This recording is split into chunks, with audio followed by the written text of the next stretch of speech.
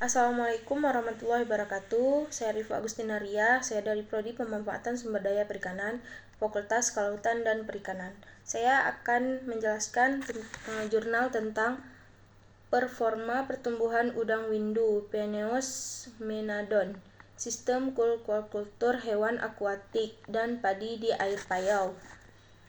Jurnal Trunojoyo, AC.id Taujurvendel. Penulisnya itu ada Frida Alfia Heriansyah, Arnoil Kebangga, Selvianita Reski Westuti Asnur. Jurnal ini tanggal 26 Juni 2023. Yang pertama itu ada pendahuluannya.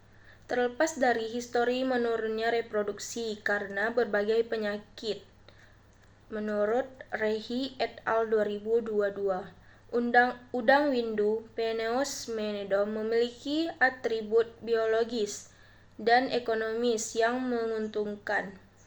Antara lain, pertumbuhannya relatif cepat, toleransi luas terhadap salinitas, dan permintaan pasar yang tinggi. Mustafa et al. 2021. Oleh karena itu, udang penait ini masih menjadi salah satu spesies target untuk dibudidayakan oleh tambak di air payau. Selain itu, udang windu memiliki rasa gurih yang kandungan gizi yang tinggi, sehingga banyak dikonsumsi oleh masyarakat. Udang windu saat ini menempati urutan kedua terbesar spesies krustasea yang direproduksi secara global, sehingga berpotensi besar menyediakan pasokan pangan bagi penduduk dunia yang difikirkan mencapai 9 miliar pada tahun 2050. Produsen utama dari 83,4% reproduksi udang dunia adalah negara-negara di Asia Timur dan Tenggara. Pada perspektif reproduksi, selain manfaat ekonomis, aspek ekologis juga harus dipertimbangkan pada kegiatan budidaya karena telah menjadi isu penting dalam diskusi budidaya keberlanjutan. Jumiati et al. 2023. Buanglah limbah hasil budidaya, terutama sistem monokultur intensif, telah terbukti mengancam ekosistem perairan. Thomas et al. 2021. Pekan merupakan sumber dan pemicu utama limbah organik dan organik yang dapat mengganggu kualitas air.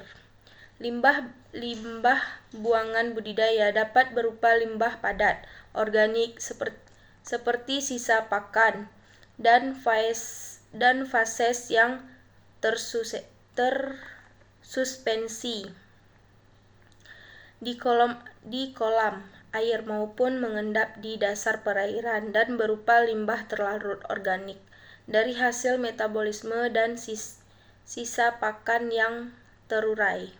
Dauda et al. 2019. Limbah-limbah ini diketahui menjadi penyebab tambak yang awalnya produktif, tetapi akhirnya menjadi tidak produktif. Udang windu P. monodon. Pada penelitian ini dibudidayakan dengan variasi sistem budidaya yang dikombinasikan dengan ikan nila.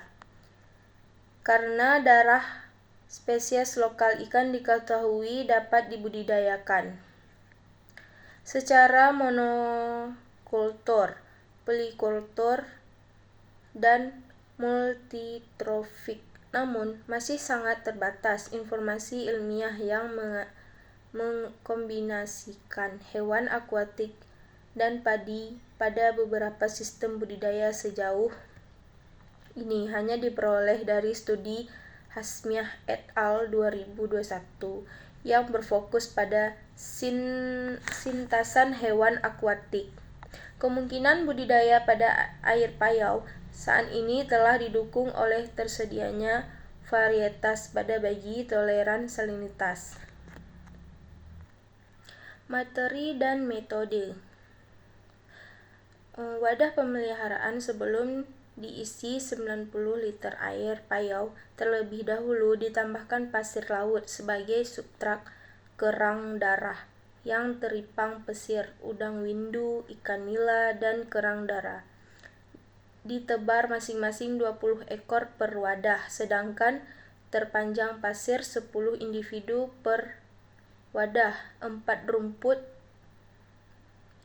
rumpun padi, 3 batang setiap numpun, dimasukkan ke dalam nepot dengan media tanam serabut kelapa. Tanaman padi diapungkan menggunakan nampan dan ditebar setelah 7 hari. Pemeliharaan hewan akuatik.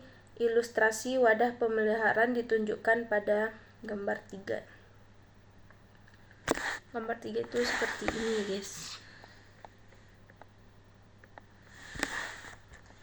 Selama 4 minggu pemeliharaan dilakukan pemberian pakan komersil, protein 40%, lemak 5%, serat kasar 3% sebanyak 4 kali sehari.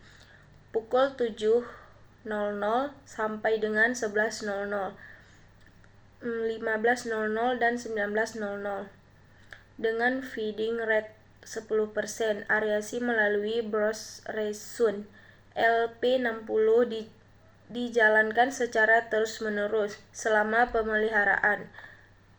Pergantian air tidak dilakukan, namun volumenya dipertahankan melalui penambahan air. Data bobot dan morfometrik udang windu dikumpulkan melalui penimbangan dan pengukuran setiap interval 7 hari. Hasil dan pembahasan pertumbuhan.